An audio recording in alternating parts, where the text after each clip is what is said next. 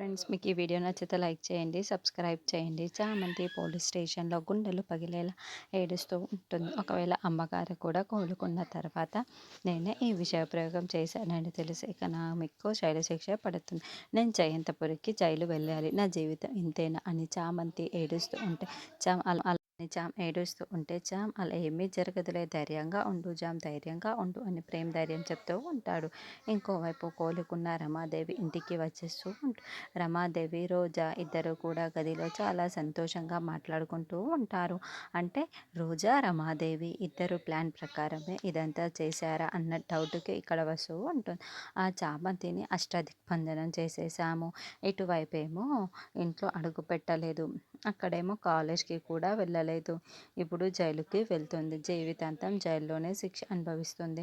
ఎందుకంటే విషం కలిపింది అని మనం కేసు పెడుతున్నాము. శిక్ష వేయిస్తున్నాము కదా!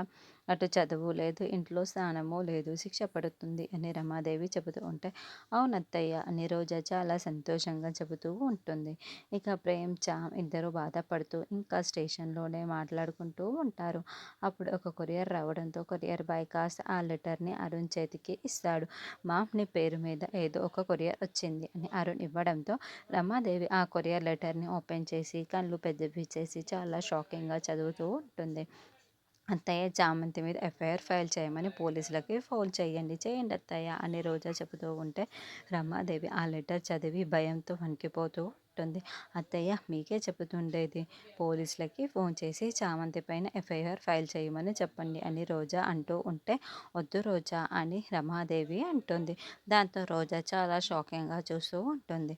ఆ లెటర్లో ఏముంది, మళ్ళీ చిత్రావతి ఆ లెటర్ని పంపించిందా అన్నది మనం నిషా కాలేజీకి వెళ్ళి చామంతి జైలుకి వెళ్తూ అలాంటి చామంతి ఈ